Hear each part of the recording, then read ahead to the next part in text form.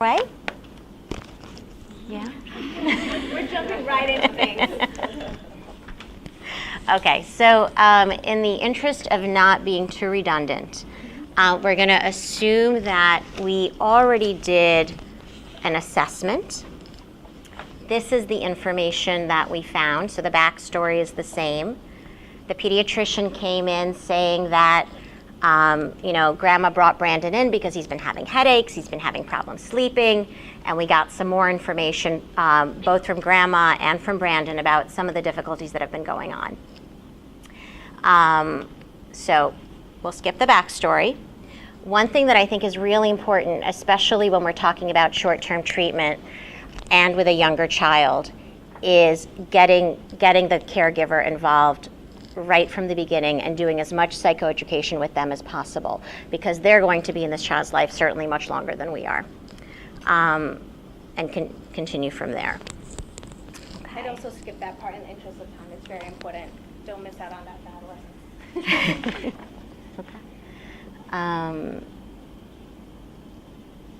Okay. So let's talk a little bit. Okay, so this is Brandon.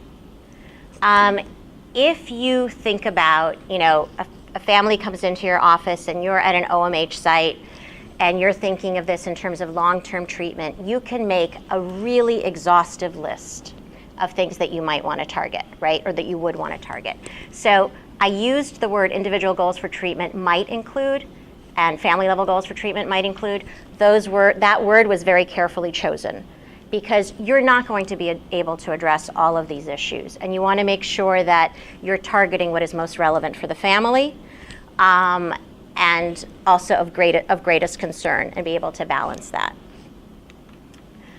These are the key components from your trusty depression flowchart. Okay. Based on the presentation, and I'm going to pick and choose which ones of these I do because you've already had a couple of examples, but what do you think you guys would target? If you were the clinician seeing this family for the first time, maybe the pediatrician just walked them in, they just completed 1 or 2 depression screens, Brandon isn't making any eye contact, he's having a lot of separation anxiety.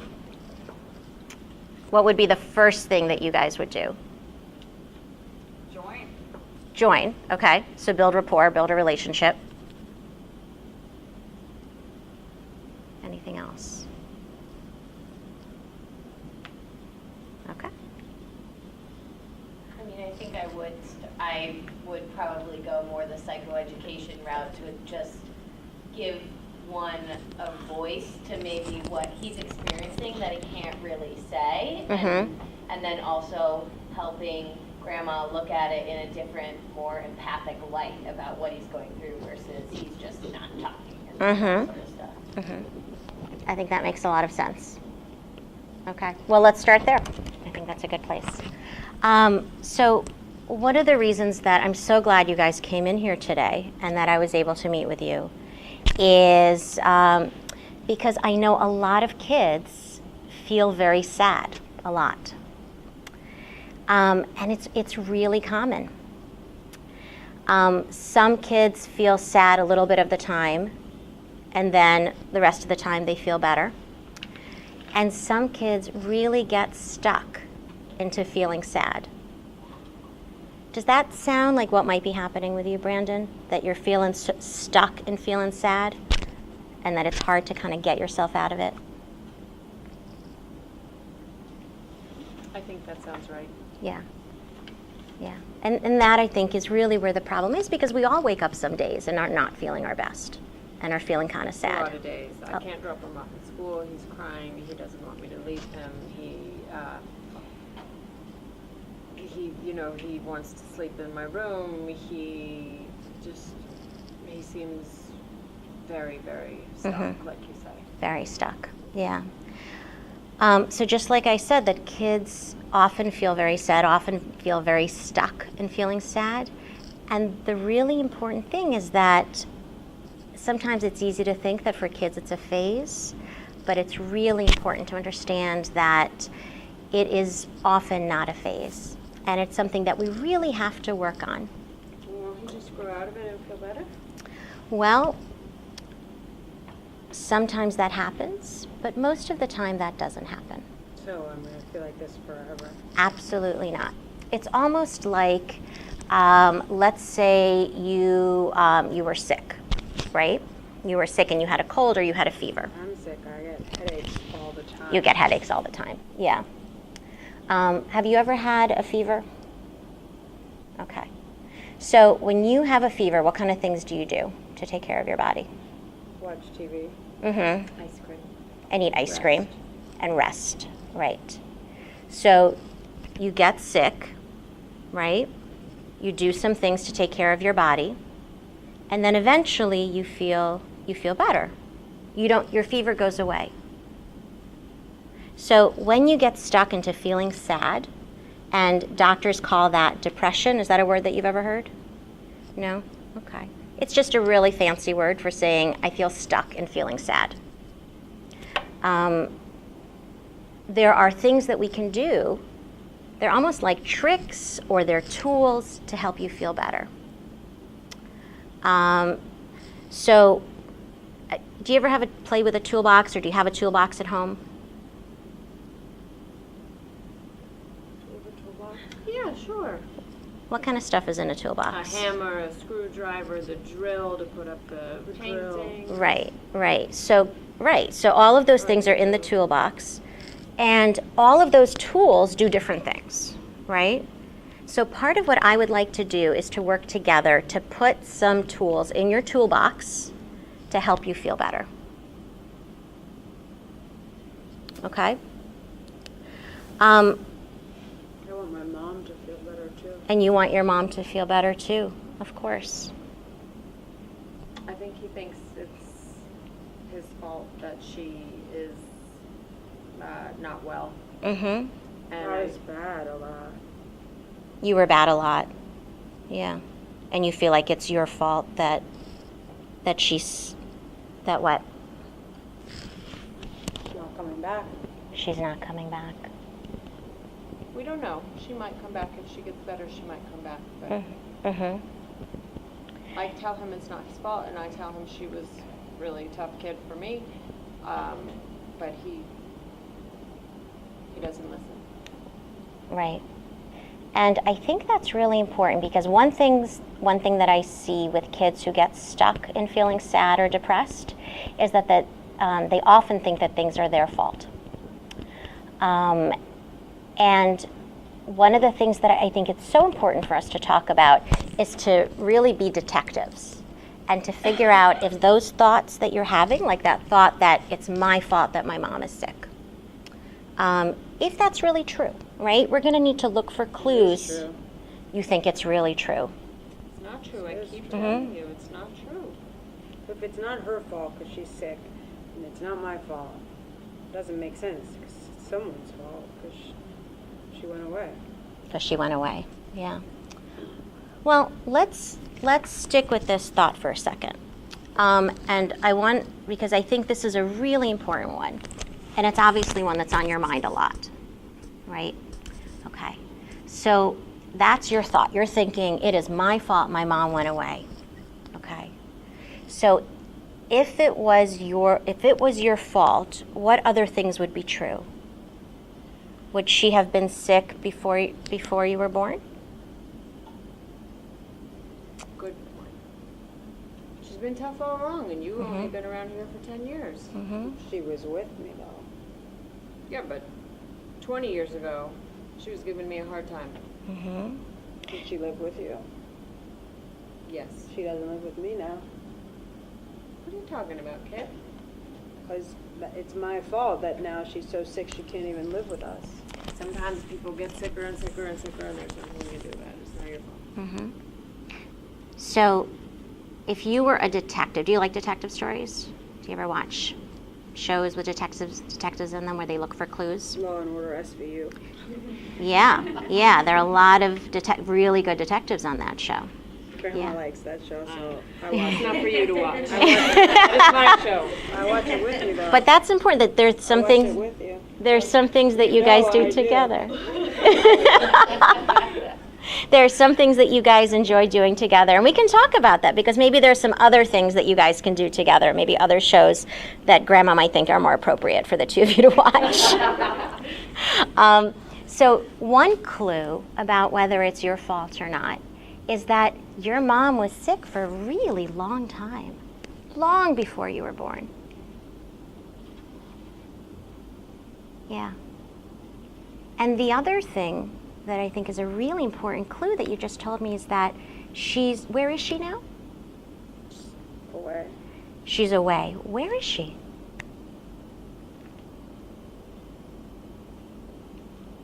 You had mentioned, Grandma, that she's somewhere getting the help she needs. Yeah. And there are places, and we can talk about that at a later time, where people who are feeling sick, like your mom has been for a very long time, also learn some skills to feel better.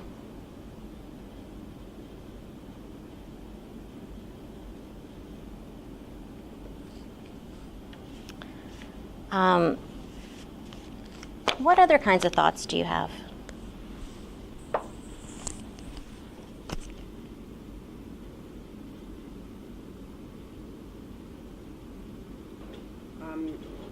There's something wrong with me.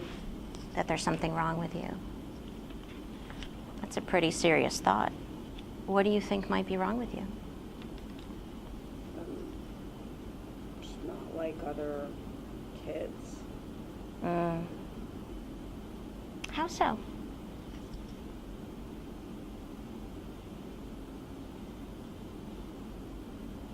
I don't like to play. You don't like to play? Mm-hmm. You know, that's true of a lot of kids who are stuck and feeling sad and depressed. Did you used to like to play? Oh, yeah, he loved to play. He'd stay out all day. I'd have to, he'd be, Mm-hmm. he loved to play.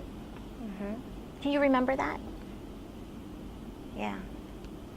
So one thing that's really important to keep in mind is that the feeling that you're having right now, where you really don't want to play, that's different, right? That's new. We talked a little bit about some things that you and Grandma like to do, like watch SVU. Doesn't sound like Grandma's really into you guys watching SVU together, right? Is there anything else that you guys like to do together?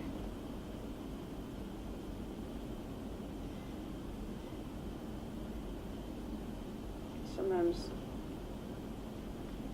Grandma makes spaghetti. We eat it. He helps me. He makes the meatballs. You guys cook together? Yeah.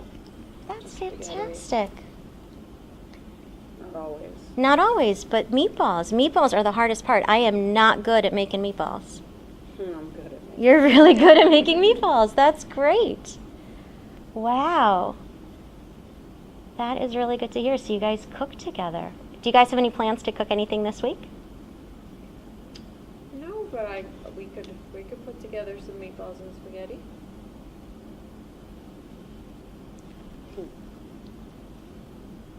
That'd be fun. Yeah, that does sound like a lot of fun.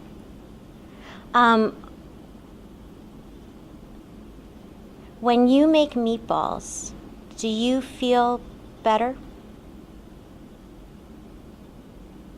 I think he does. It seems like he forgets about all this for a little while. Mm-hmm.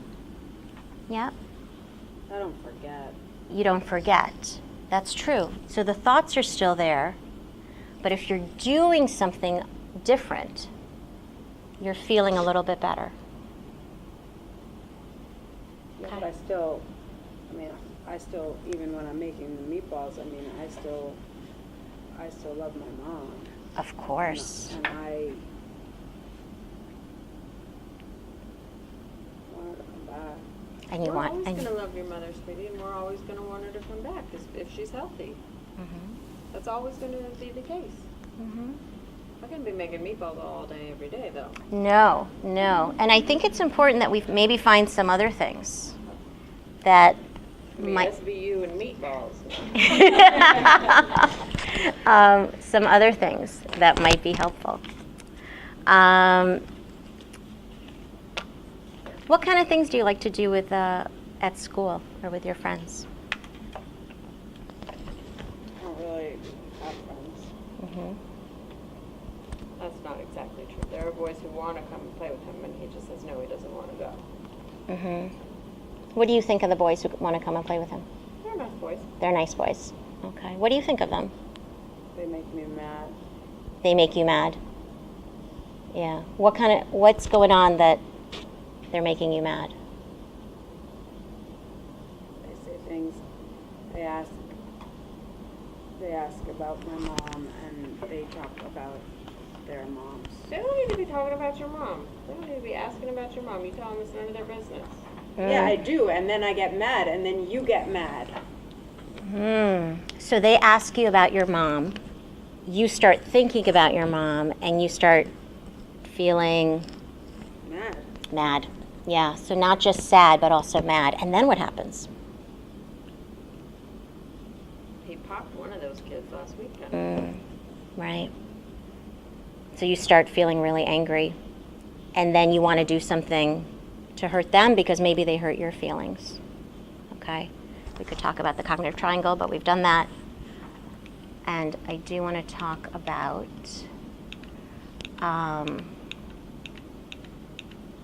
problem solving. Okay? So that's kind of a problem, right? That, you do have friends who you used to like to play with, but you don't want to hang out with them anymore because maybe they're saying things that hurt your feelings. Get up in my face. They get up in your face. Yeah. What so you hit one of them. Was that at home or at school? It's at the park. It was at the park. Okay. You must have really lost your temper.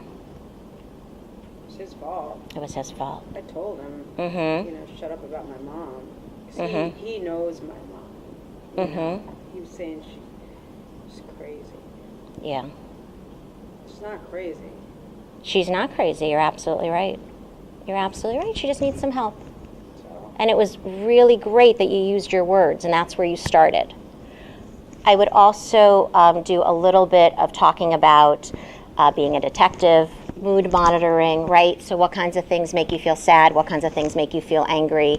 We talked about mood monitoring already, so I want to go to problem solving because we haven't talked about that yet.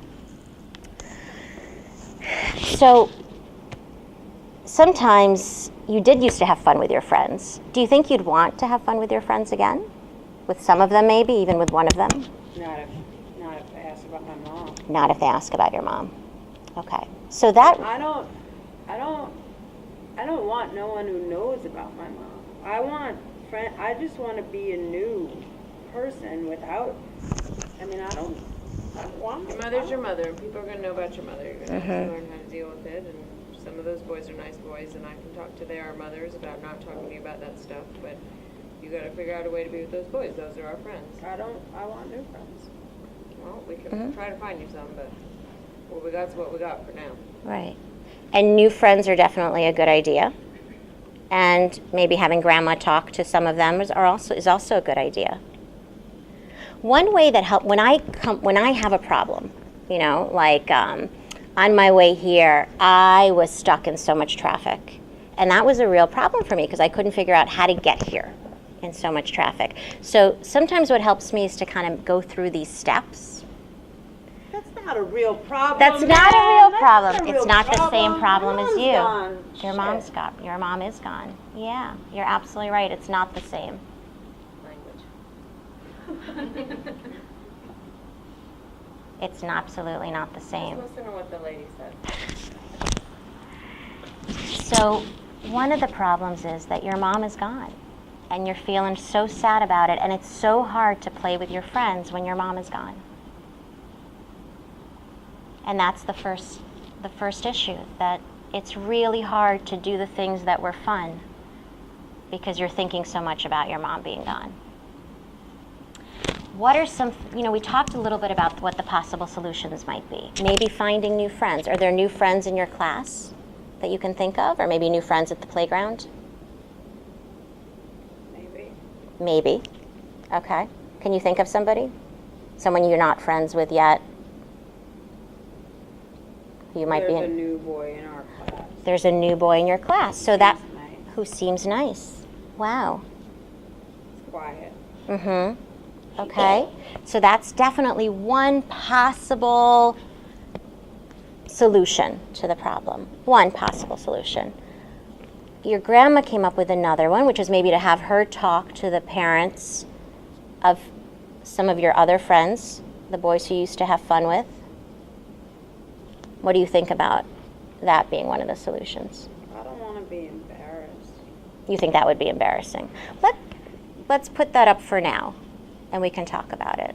What's another solution?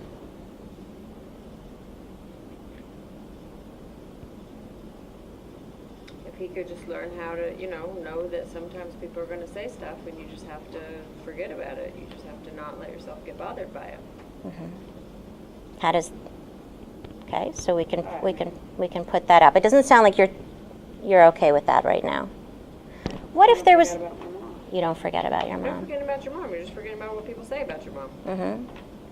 What if there was something that you could say to your friends when they talked about your mom?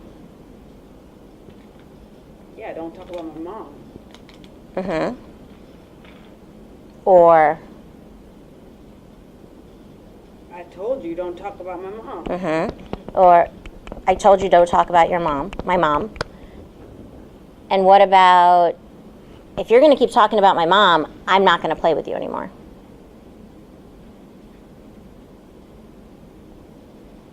Okay.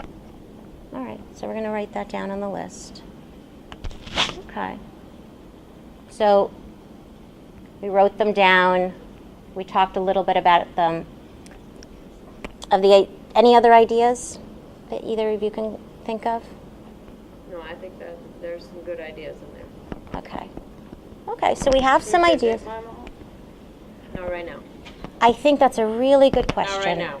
But maybe we can talk about that another time. Of all the ideas that we came up with today, what do you think you'd like to try? What do you think would be the best idea?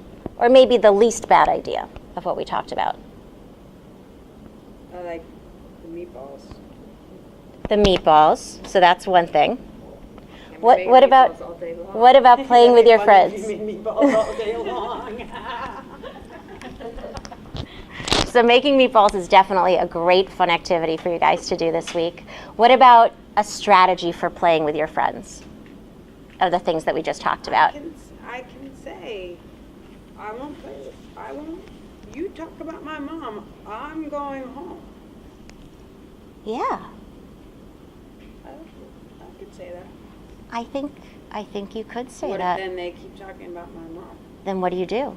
What if they keep talking about your mom? What would you do? I want to pop them again. You want to pop him again. What would happen if you popped him? Grounded. No meatballs. No SVU. No nada. That. Okay. So what's a different plan? You said if you don't stop talking about my mom, I'm going home. So I guess I'll go home.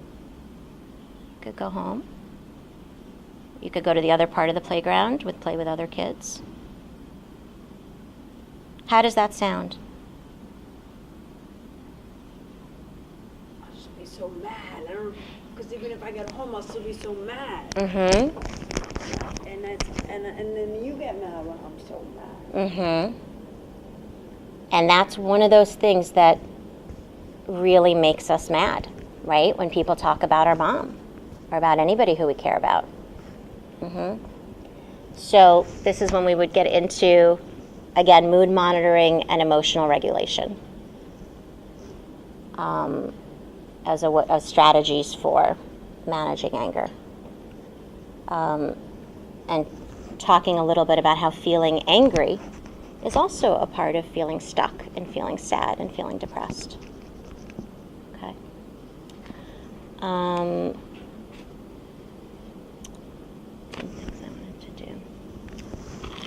All right, I had some examples for problem solving.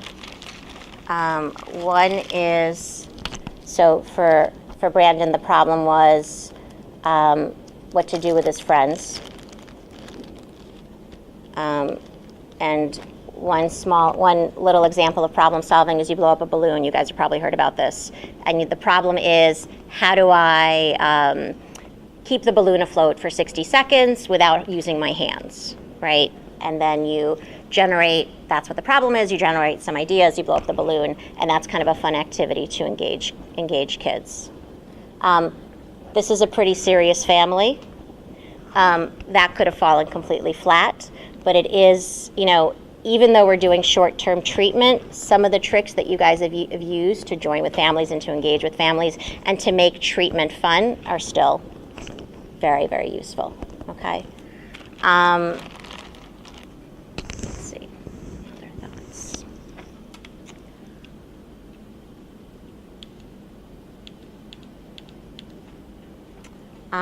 So mood monitoring, this would be more for a younger child.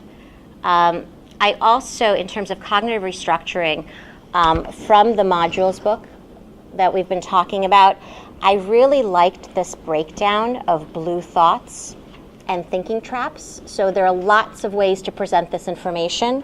But I thought that this was really nice for younger kids. All right, so how do you blame yourself? Looking for bad news, unhappy questioning, and exaggerating. Okay. So if we back up Mhm. to the psycho-ed slide. Mhm. Because I don't know if you had anything else that you wanted to touch on, but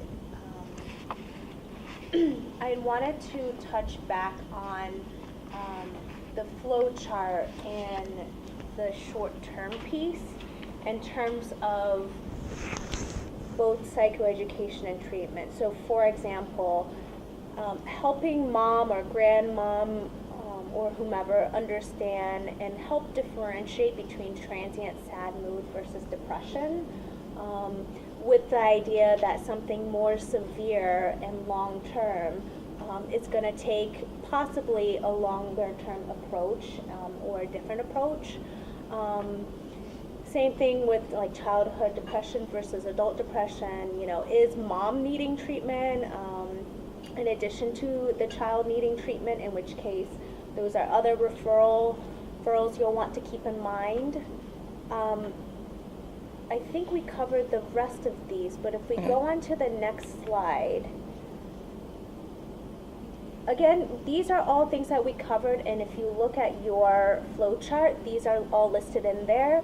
We added these other modules. Again, it's not exhaustive, but a lot of times those things can be really helpful as well, and those techniques can be things that you kind of, I know this isn't the most professional word, but kind of smush into your session as well. And that those can fit in wherever it's appropriate. And as I'm sure everybody knows, a lot of that mindfulness relaxation stuff fits in with the DBT. If you look back on that EBT slide, that's something that can fit in there. Mm-hmm.